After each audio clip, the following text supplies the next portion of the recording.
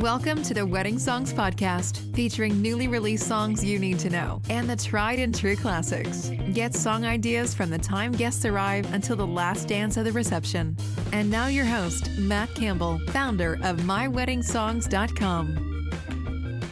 Welcome, everybody, to the Wedding Songs Podcast. I am Matt Campbell. Today, I have a DJ from Sacramento. And in case you don't know, Sacramento is hidden between Lake Tahoe and San Francisco, or should I say Oakland, because he's an Oakland A's fan. But we're going to talk about weddings in the Northern California area. Steve Buzzard from Buzzardball DJ Entertainment. Welcome to the show, Steve. Thank you very much, Matt. It is an honor. Awesome. So I'm going to change up the questions a little bit. I don't get the question. I don't get the initial question. Yes, the initial question I'm going to change to, what is one wedding planning tip you would give to every wedding couple? Oh, wow. Okay. Well, man, you really did change it up because I prepared for my best wedding moments. So maybe we'll get an opportunity later on in the podcast. As I have told Matt, I am a big fan of the podcast and the show. So my wedding tip is this. It's the last thing that I say to couples. I'll say, listen, whether I am the first DJ that you've spoken to, the second, or the last, ultimately, it's going to be about who you vibe with the best, right? Because it's very hard to say, for example, some couples have said, hey, can we see video of your work? I don't offer that. And so I really have to base it on the conversation that we are having on the Zoom. And so it always comes down to that. Who do you vibe with best? Because ultimately, that is going to be the best person for you, because there's no way of knowing on the music side how it's really all going to turn out. But if you've got that good vibe with a DJ or any other vendor for that matter, I think things are going to go well for the couple. I can hear that DJ voice. And I also read that you were an auctioneer. How do you mix in the DJing and the auctioneering? Well, it's so great that you say that, because I actually studied to be a broadcaster. I was in sports broadcasting, spent some time with the Sacramento Kings back in the late 90s and the early 2000s. Did public address announcing for a couple of years there in the old Arco Arena. And I've been able to just kind of move that through everything that I've done. And auctioneering to me is kind of like play-by-play. So I grew up to be a play-by-play announcer. Didn't pan out for me. Started having kids and a family and everything, and actually ended up being a teacher, in which I just retired a few years ago from 26 years of teaching. So I am a jack of all trades, but I love the part where you can use your voice. And then with music, I always say music makes everything better. Even if you're having an argument, you've got a little music in the background, it'll just make it that much better. Music to me, and being able to announce and kind of have this voice, I guess you could say, it's a gift that I'm truly very blessed with. Yeah, it's a great voice. That's a great transition. Can you talk a little bit about you and your company? Absolutely. Buzzardball DJ Entertainment. Interestingly enough, now here's another caveat. I run a youth basketball program. And so that basketball program was called Buzzardball. And when I had the opportunity in the early 2000s to dip into the DJ world, I was trying to think of a name. I'm like, I got to go with something different. And of course, my beautiful wife said, why don't you just call it Buzzardball and then put DJ Entertainment on it? I'm like, wow, genius. So that's what I've gone with. And I've been able to do somewhere in the neighborhood of 125 to 150 parties a year. But as I was going along, and I'm grateful for all those parties, because really, I think it was part of putting things in my tool belt to get me ready for what I truly love, which are weddings. The first thing I say to couples when we jump on the Zoom, I say, let me start by saying this. I love weddings, right? Because really, truly, I think they are the essence of being a DJ, because not only is it the music, it's reading the room, it's making the appropriate announcements, it's vibing and just kind of feeling the energy of what that wedding is all about. You can do hundreds of weddings, but no wedding is the same. And I tell that to couples as well, is your unique experience is yours. And even though we're going to do the first dance and we'll do some toast and we might cut the cake here and there, it can be whatever you want. So I look for that unique experience, and that's what I absolutely love. So the auctioneering part to me is the play-by-play part. Listen, I don't break out into my auctioneering voice when I'm doing a wedding. It's a little bit more professional, I guess you could say, but probably in my mind, I wouldn't mind auctioning off something that's a centerpiece on the table or something. That's a great selling point. For an extra $20, Yeah, we're going right. to be auctioning off. Well, hey, instead of the honeymoon dance, we could break out into an auction. That might be a good idea in 2024.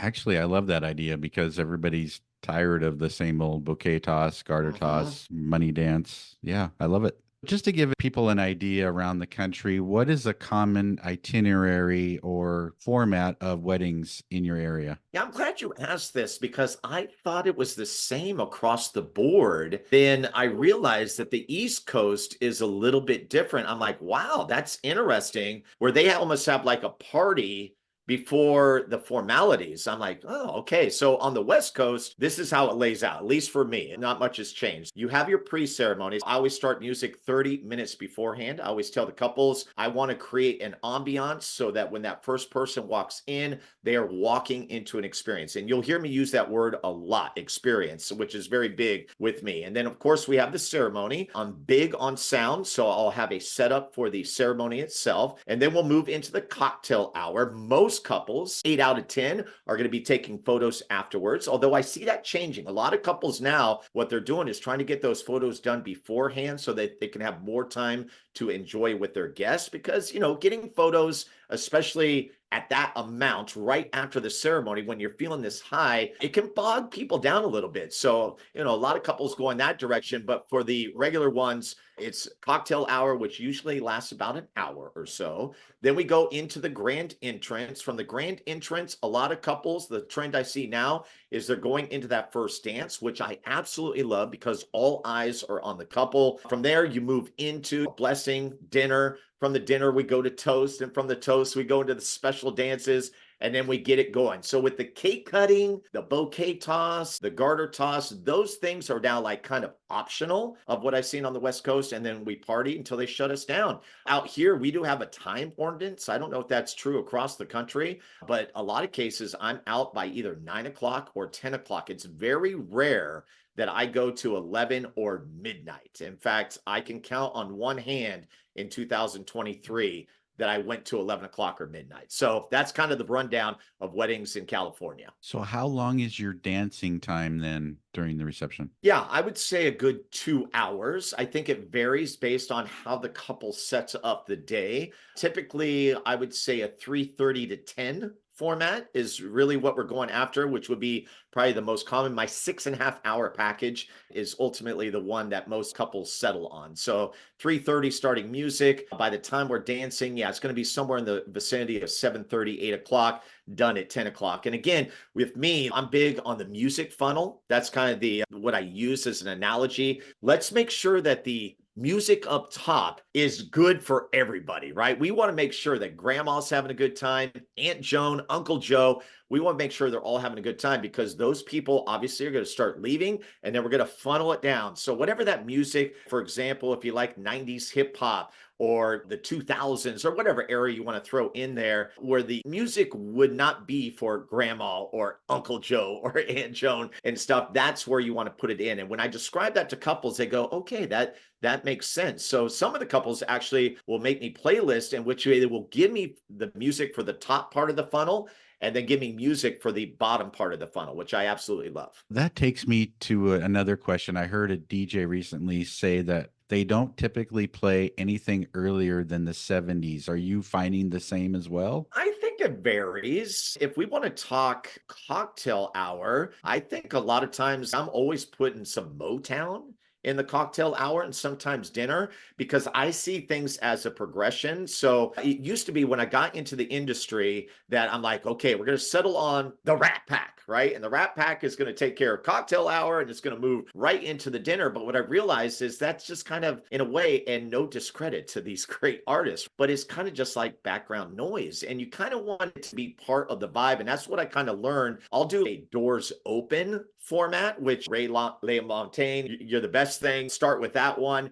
and then play some love fun songs, and then I'll move into a Motown set. If it's a country wedding, boom, I'm going to throw some country in there. And then the last part of my cocktail hour is going to be music that almost people can sing along to or tap their toe to, because what I'm doing is I'm getting them prepared for the dance floor, which is coming next. So the music before the 70s, I'm definitely playing some 50s or 60s in there, because I find that that music is honoring the parents or the grandparents are there, because that goes back to what I was talking about. You want to make sure everybody is having a good time. That's funny because I was going to ask you about the different music styles. How do you handle somebody that has a wide variety of music that they like? And I think that that's exactly how you handle it, is playing that funnel and hitting a lot of different genres. Because as a DJ, if you're playing country and it's not going off well as the doors open, you're likely not going to play that during the dancing part. Well, and that comes up in the meeting, is what kind of music do you like? And I know you've interviewed other guests where they say this next part, which is also tell me what you don't like, right? Because you don't want to put songs in there where people are going, yeah, that does not fit this wedding. The other analogy I use too is the spectrum. I will tell couples, listen, I'm going to send you a DJ outline. You're going to fill it in. It's going to give me all your special songs. You're going to tell me your top 20. I can fill in the gaps. You can give me as little as you want, and just let me know what genres you like, and then I'll take it from there. Also, tell me the songs you don't like so that we don't play an accident song, as I like to call it. And then on the other side of the spectrum, I'll have couples that will prepare Spotify playlists for me for every aspect of the wedding. And then what I do with that is I'll take the music and I'll navigate through that music. And then the other part is, if you give me a long playlist, I mean, there's some couples that'll give me 200 songs. So I'll say, great, can you do this for me? Can you highlight 10, 12 songs that you absolutely need to hear on your wedding night? And I'll make sure those are played, and then I'll take the others and then kind of fill in the gaps from there. You mentioned the do not play lists. Are there certain artists that you're seeing that are on the list? I hear a lot Ed Sheeran, Bruno Mars, just because they were overplayed the last 10 years. Are you seeing any particular artists on those lists now? Okay, well, the funny part, I crack up on do not play lists, and I'm laughing because I'm thinking of one of the weddings that I did. The do not play list, I think, was longer than what they wanted to be played. And I'm like, okay, I've got to make sure that when I fill in the gaps, I'm definitely not hitting someone on these list of 30 artists. And it was Dua Lipa, Taylor Swift, Justin Bieber, Justin Timberlake, all those, which are great songs for weddings. I'm like, man, this is going to be a challenge. But see, that speaks to why it's great to be a DJ, because you really have to operate within what the couple wants. I mean, there's something exciting for me. I always describe it as being the wedding being a blank canvas, okay? And we're just painting this picture as we grow. It just looks different for every single couple. But on the do not playlist, I think the most common would be interactive dances. I think there are a lot of couples that say, we don't want any part of the cha-cha slide, the Cupid shuffle. Definitely do not play the YMCA. If you play the chicken dance, we'll pull the plug. It's those kind of things. So I'm always aware of that. I actually try to steer away from interactive dances unless the couple is saying yes. And by the way, you can get a vibe from a couple to say, yeah, I'm definitely going to throw in a Cupid shuffle there because this group is going to get into it. And that leads to another point, is as a DJ, we hear these songs hundreds and hundreds and hundreds of times. Here's my mantra. You must treat the song like it's the first time you ever heard it, because I think that is what makes the difference. So don't stop believing. That comes to mind. I have played that so many times, but when I attach it to the memories of the couples who have used it, oh man, it takes on a special meaning. And that's what I love about music and being able to really be excited for every wedding. And it goes back to, I love weddings, and it's for that reason. Well, and I think that music knowledge is probably one of the most important aspects of a DJ. Absolutely. It's so funny. You were saying do not playlist, and I just think of Whitney Houston's I Want to Dance with Somebody. Eventually, people are going to be totally tired of that song. And I was looking at some song list today, and one of the popular trending songs is My Love Is Your Love by Whitney Houston, which has a great dance remix. And I'm like, wow, what a great song. And that music knowledge of, okay, instead of playing this, play My Love Is Your Love, the dance remix. It may not have the same reaction, but it's still going to have a great reaction to it. Absolutely. And you know what? It never gets boring to go back to that list. So my playlist, I have a plan A and I have a plan B, and there's hundreds within there, right? We have so many resources that we can go to be able to pull music, which is absolutely beautiful. And I probably have more playlists than I need. So I've actually worked throughout 2023 to really scale it down to a few. So I have my wedding pre-ceremony music and then cocktail hour and then dinner music. These are all, by the way, playlists that I share with the couple saying, hey, go through there and either say, yes, I want this one, or extract what you like and make your own playlist. Being able to give these resources to couples, I think, is absolutely huge. And I think another big thing that came out of COVID was Zoom. I mean, we're doing it right now. We knew nothing about Zoom before COVID, and now it's the only thing I do use to meet with couples. That's been a big asset to DJs like myself who do weddings. I love it. What are you seeing as popular music at your weddings? I know everybody says the 90s and the 2000s, but what are you seeing in your area? You know what? I've heard your other episodes and I just like, what is different? And it's really not that different. You're playing the top 40, the songs that are going to make people dance, and then you're just going to hit those greats of each era. And there's greats, and you single them out. I need to do in 2024 what would be the Matt Campbell challenge. And here it is. This is the challenge, to take all those lists that you put so much work into, that list songs that you're going, man, I would love to play it, but I don't know.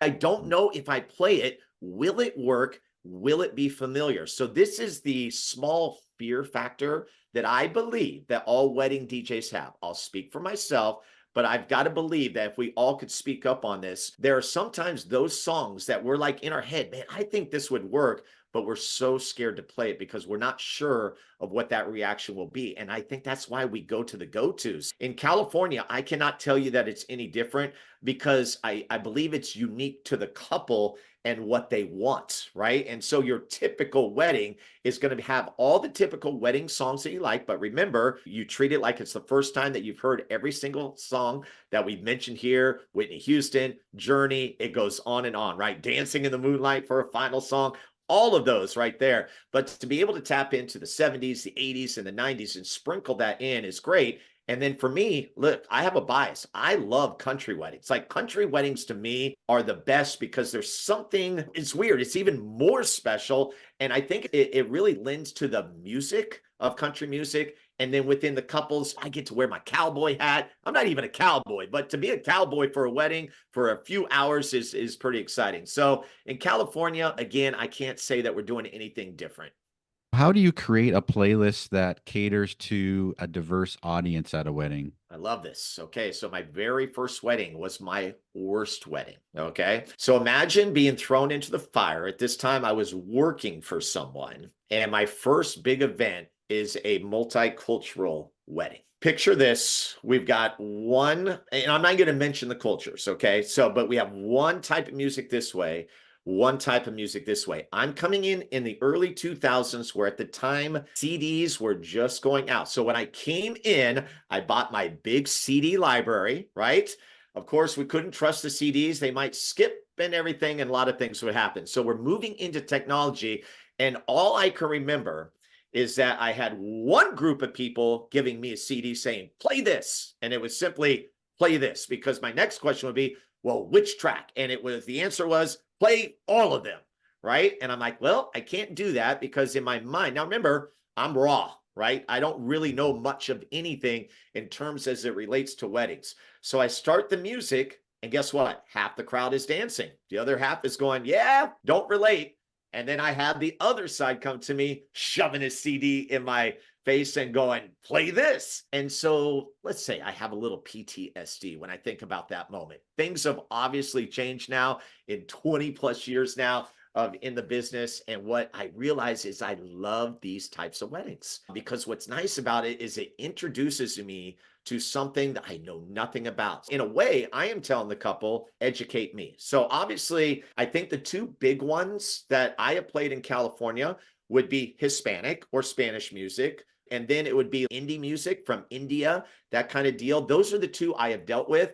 And all I tell the couples is, you let me know what the wedding bangers are. Just let me know what they are. And then what I'll do is I'll preview it, and then boom, we'll just get right into it. So really, I am putting kind of the work back into the couple's hands to help me out, because I said, I'll be able to navigate it, but I really need your help here. And I think that's an important thing as a DJ. I've heard this thing about DJs. All DJs have egos and stuff like that. But you know what? I would like to believe that that's not completely true, because when it comes to a wedding, it is truly not about us. That's another line I use. I say, listen, I am not the one in the spotlight. I actually use the reference of I am here to steer your ship. All right. And it's so very important for me to make sure that everything I do musically, all the announcements I make, everything I do creates that experience, or what my good DJ friend Joe Calamar said, the soundtrack of your day. I love that. That is such a great line. The soundtrack of your day. And we're not just talking about the dancing part, we're talking about the pre-ceremony, the ceremony music, the music you use to walk up, the cocktail hour, which it's easy to put on a playlist. Don't do that, DJs. Be in the moment. I think that's very important. And then obviously into dinner, and then the apex of everything that's going on, which would be the dancing. I just love all aspects of it. I think one of the things that you brought up that was very important to mention was the multicultural music that you have to know. And I think it is very important to put some of that on the couples, because even Indian music, are you talking about Sangeet? Are you talking about different Right. areas of India? Yep. Same thing goes for the Latin music. Are you talking about norteño music? Are you talking about all of the different styles, bachatas? There's so much music that even goes for, even in America, you have the country, you might have the Texas country, or everybody knows George Strait, but is it the bro country, the newer music, or is it the female country artists that are booming right now, the Lainey Wilsons, the Kelsey Ballerinis, or is it the older music, Fishing in the Dark, that's really trending right now? So Right. yeah, you really have to know what your couples want, and they need to help guide you. I love that. Did you guys hear Matt Campbell just preach right there? That's music knowledge. Just the way you did that, I was like, oh man, there he goes. I'm not going to say a word, but it is so true, because, and what's nice is as I'm doing these weddings and getting these songs from different cultures, what I'm doing is I'm plucking those, and now I'm making a playlist so that I have something available, because you don't just want to then play it and then get rid of it. You want to keep the ones that works. And so that when you get that scenario again, you can refer and say, hey, is this what you're kind of looking for? And they'll either say yes or no, we're looking for this. And so you're always adding. I guess it goes to that thought of we are always learning, right? And that's so very important to just not be in one place, to make sure that we're always elevating our game in what we do as wedding DJ. Time for a quick break from the show to let you know about the Wedding Music Letter. Are you struggling to find the wedding songs that match your personality and music style? Are you having a hard time keeping up with the new wedding songs being released? Then subscribe today to the Wedding Music Letter by going to my website, myweddingsongs.com, and clicking on the Join Now button. Every Wednesday, you'll get song ideas to build your wedding playlists. On the last day of the month, you'll get all of the new wedding songs released from the prior month. So subscribe today and join over 7,000 other engaged couples and wedding pros by going to myweddingsongs.com and joining the Wedding Music Letter today. Now back to the show. Speaking of music, then, I heard recently that couples are requesting songs with explicit lyrics. Are you seeing that in your area as well? Okay, so it's a small percentage, and I'm glad about that, because I am very big on this being a family-friendly environment. In fact, I treat all my parties, when I would do high school dances and the kids, I'd put on a song, they'd be like, next, right? Listen, by the way, the hardest event to do is a high school party, okay? Especially at my age, right? And I stopped doing those years ago. I'm like, I'm done with those. Let's go to weddings where it's a little bit, people love you a little bit more. It's good stuff. But with those and explicit lyrics, obviously you want to cater to the couple, but my advice, or where I try to steer them toward, is let's play that in the bottom part of the funnel. The final, I don't know, 30 or 45 minutes, I will use the term, hey, it's now time for club, whatever their last name is. And then boom, I'll hit a banger right there. And I'll even give a warning. I'll say, listen, some of the words that come out here, I don't even know what I use, but if it doesn't appeal to you, plug your ears or whatever. It depends on the couple. I will play it if they absolutely ask for it, because it is part of their experience. But again, I want to get it as far to the end as possible, so that if grandma is lingering around, that wouldn't be good if grandma heard it. Yeah, it's funny. I think that one of the things that's causing that is access to all of the music on Yeah. Spotify that's explicit. And so that's what they're hearing. Even on YouTube, I think that that's what's It's causing the trend. tough. right? It's tough. Think about this as a music artist. To me, I just think, and maybe this speaks to my age, but is it necessary? I think it's just crazy that artists have to do an explicit version and then they have to do a clean version. And I think where I get frustrated is a big one is, on the California, the West Coast is Mac Dre. So Mac Dre is a rapper, but he has no clean stuff, but he has 3 or 4 bangers, right? That are really good. So those would be good examples of songs that I play, but I play at the tail end and I know exactly what is coming down the pike, right? But I'm like, man, I wish there was a clean version. And then you've got the flip side of the clean version isn't clean, because what happens is you play it and everybody on the dance floor is singing the lyrics that are in it, which happen to be explicit. So it's a no-win situation. Just like a school dance. They're singing Just the like a lyrics, school whether dance. you're playing the clean version or not. What are some qualities do you think that DJ should have to be successful? To me, it's customer service. It really is, I don't know, putting yourself out there to say, I am here for you. Again, that whole thing of not being in the spotlight. You're not hiring me as a DJ to put a spotlight on me and do my thing and put my microphone in the middle of the dance floor. I'm not that guy. I am here for you. I want to make sure that when I talk to you at the end of the night and I say, what do you think? Or how was it? That it's over and beyond what you had as a vision. That's really big to me. The other aspect is the teamwork aspect. I am so big on working well with other vendors. So whether it be wedding coordinators, which obviously are big, or venue day of coordinators, the photographer, and I'm going in order, videographer, then the caterer, and then the officiant. So those are kind of the bigs right there. Establishing those relationships is why I get to do more weddings, because we get a familiarity with each other and we just refer each other. That's all we do. I remember for years, it was hard for me to get on the preferred vendor list, right? I never understood that. I'm like, how do I get on? And some country clubs would say, yeah, you need to come in for an interview and this and that. I'm like, well, why don't you just watch me work? And if you like what I do, put me on the preferred vendor list. Let's not make it difficult, right? You either like working with a person or you don't. And then what I found along the way was just getting those relationships or forming those relationships with people who were doing the same thing I was, but in a different capacity. And that's worked very well for me. So for me, it's just take care of the couple and then work well, be a team player and be proactive, because when I get on site for 2 hours ahead of time, if I don't know the photographer, and that's usually the case, or the videographer, I am finding them, I am introducing myself, and I say, hey, I am here to take care of you. Because there's been a couple instances where I'd go up to a photographer and they almost had this defensive kind of like, oh, I'm not sure if I want to shake your hand. And I just simply go, did you have a bad experience with a DJ? And they go, how'd you know? I'm like, yeah, the body language says it all. So to be able to take that stress off, to say, hey, I'm here, I'm a team player, I'm going to work around you. I'm not going to work around me. I'm going to work around you, and we're going to have a great experience together. And it all seems to work well. Love it. Great tips. Speaking of experiences, what about games at your weddings? Are you doing the shoe games? What are you doing in your area? Here's the deal. I am not a big games guy, but because of what I've done, so I taught PE for 26 years.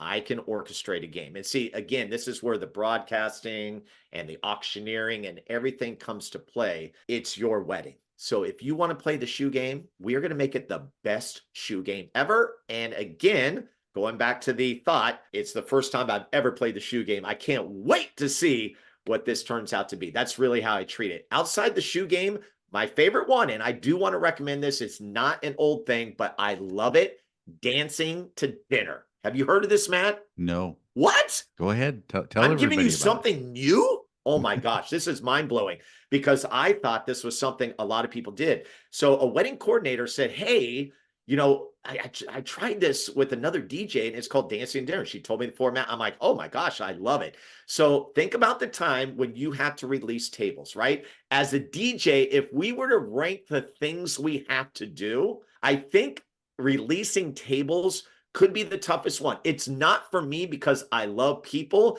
but what I'm talking about is the last 2 or 3 tables where you're trying to be friendly and establish a relationship for that night. They're looking at you with that eye of, man, we really want to go to dinner. Here's how you do it. Every table has a song. Now, the song can be posted on their dinner table. So you have table 1, and it could be whatever song by Ed Sheeran or whatever. When you play that song, everybody gets their plates and they have to dance to dinner. So they have to dance by the couple and into the buffet line. So obviously this works for buffets and not sit down dinners. But I will tell you, what a great way to kind of move things along in a time where it's like, oh man, I want to go to dinner, because now the anticipation is what's going to be the next song. So that's the fun part for me, is being able to play clips of songs, and it helps me with timing to stay on top of things to make sure everybody gets fed and I don't have that lull where I forget to say a table number, if that makes sense. So dancing to dinner, write it down, DJs. It's a good one to use in 2024. I love that idea, especially as a music fan. Mhm. But I heard from very influential DJs say that if you're going to release the tables, you never announce it. You physically go to the table. But to have that song, that's one way to say, hey, I don't have to go to the table. Right. I can be behind the booth, especially if, as a single person there without a helper. That's a fantastic idea. I love that idea. Well, and Matt, listen, one thing doesn't fit all, right? Like, I am very personable and I would love to go over. I don't mind speaking to people, but this is just a different way to do it. And right, are we going to do dancing to dinner for every single wedding? No, it's just an idea that you can throw out to couples. Hey, would this interest you? And you'll know right away that it's going to be a hit or miss. Right. And then you can test your music. You're going to play True. Come and Get Your Love. Oh, no, they're not dancing. I got to skip that era. Right, right. And guess what? Incorporate their music into those songs. So when you get that playlist of songs where you're like, yeah, that's not going to fit the dance floor. Oh my gosh, this would be perfect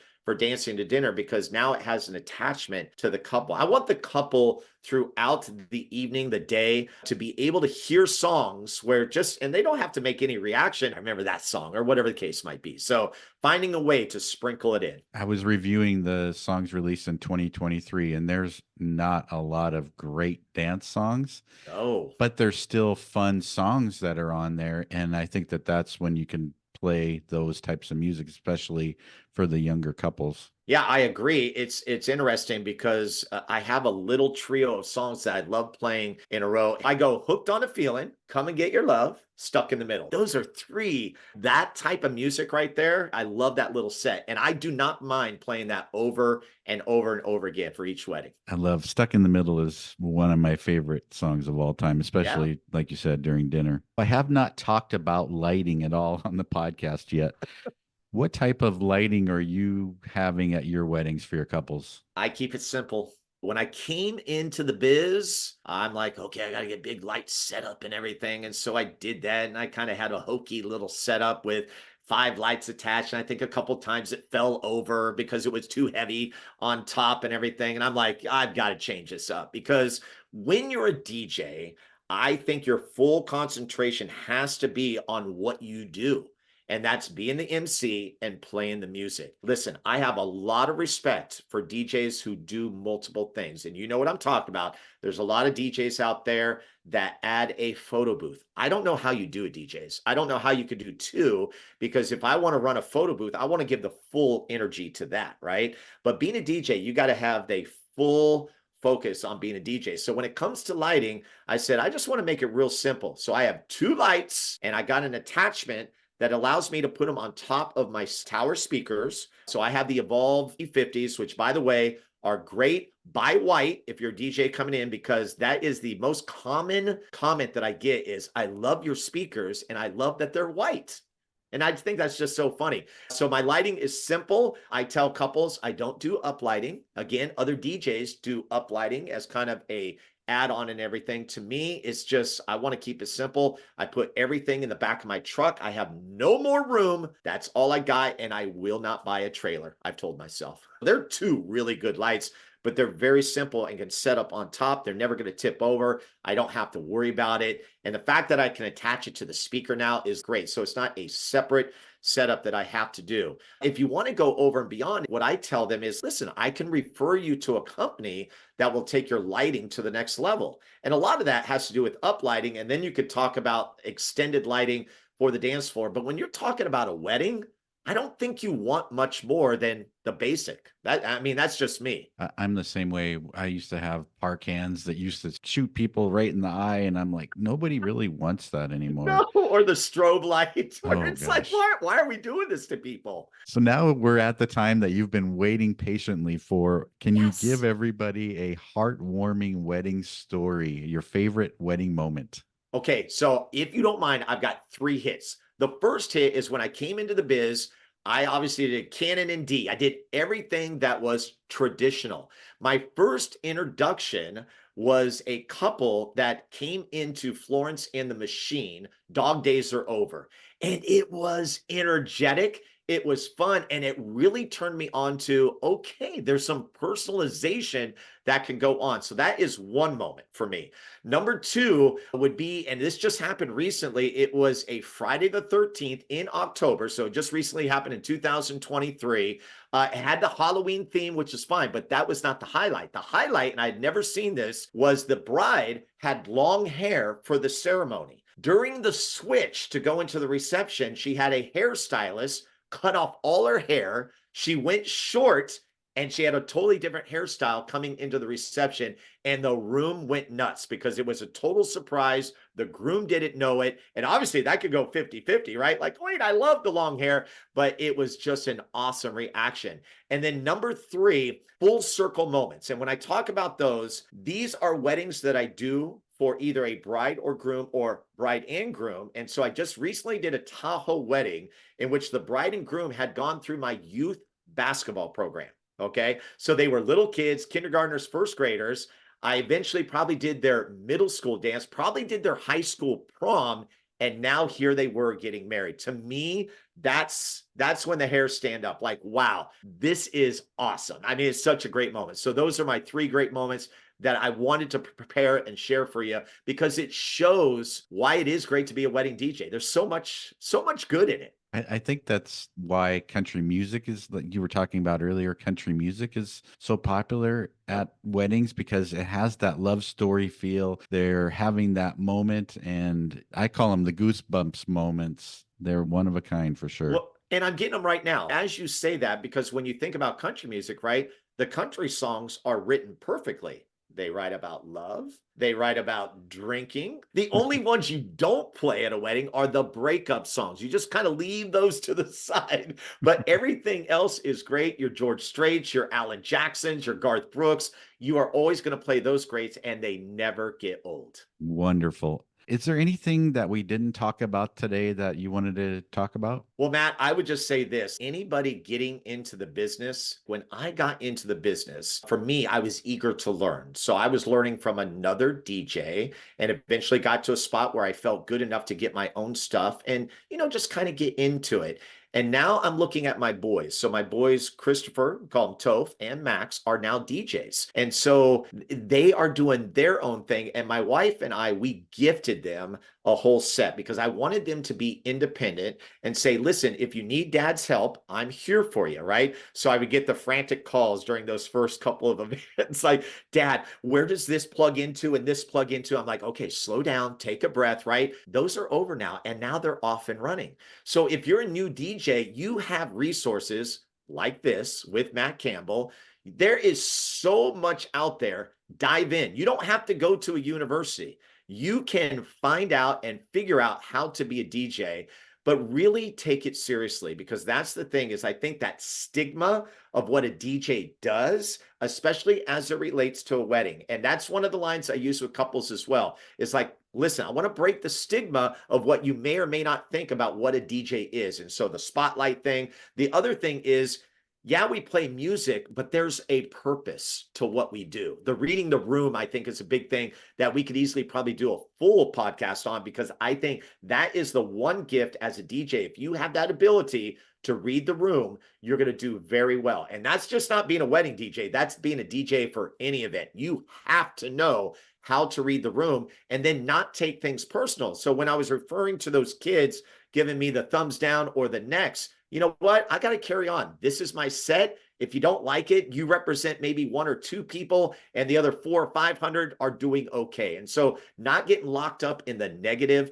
and staying with the positive. If you want to be a DJ, definitely find the way to do it and just go in, because it is a great business and you can do very well for yourself. You can make it a career. That's a great tip, because there's so many part-time DJs that if you do take it seriously, I think that exactly what you're saying, that the profession is going to the next level. I'd say maybe in the last 10 years, and that is only going to increase over time. Totally agree, Matt. And here's the thing, is like, if there's a DJ in Sacramento that reached out to me and said, hey, I heard you on the podcast, would I be able to learn from you? My answer would be yes, absolutely. And I have other friends. So I partner with other DJs that have 20, 25 years of experience. And I will even refer people to them, like, yeah, come watch us. If you want to watch us do our thing and see if this is something that you want to do, is great. I have a little PTSD from my kind of moment. And listen, I love the guy that got me into the industry. But the one thing that always like freaked me out is I'd be with him and he'd look at me and goes, what song would you play next? And I'm like, I have no idea. Right. And I carried that with me, because I don't go in with a preset on what I'm going to do. You have a playlist, yes, or you have a feel for a father-daughter dance or a wedding or whatever it might be, but really everything's going to ebb and flow based on what you see in front of you. And so you have to be in the DJ spot to be able to do that. And so just know that if you're a preset guy or a preset gal that is DJing, it's usually not going to work out that way. You have to have the ability to read the room. That will be on an upcoming episode, so stay tuned for that. Steve, can you tell everybody how they can reach you and contact your company? Yeah, absolutely. We make it very simple. You can go to buzzardballdj.com. I meant to ask you this, Matt, and maybe you can answer this. I show my prices. Okay. I have heard within the industry that it's better to hide them. I don't believe in that, because to me, I'm sorry, the analogy I think of is a used car salesman, where you're like, okay, what is it? What's the price? Just tell me the price. And guess what? I go back to when I got married 30 years ago to Kristen, and I remember Rocky, I think was his name. And just the way he presented it, I was just in my mind, just like, tell me the price. That's all I need. So I show my prices. You can go on there, buzzardballdj.com, and then on the Instagram, and I only use Instagram. What I figured out over the years, it was too hard to go down the different lanes, although I do believe people receive things differently. But I think you can also steer them where you want them to go. So my Instagram handle is Buzzardball Experience, and that is all one word. So the website, built it up during COVID. It's really strong, gives you everything that you need at buzzardballdj.com, and then Buzzardball Experience on Instagram. Well, thank you very much, Steve, for being on the podcast. Stay tuned for next week when I'm going to interview another wedding pro. Thanks for listening, and have a great day. Thank you for listening to the Wedding Songs Podcast. Never miss a future episode. Subscribe today to our podcast. Follow us on Facebook at My Wedding Songs, and send us a message about playlists you would like covered.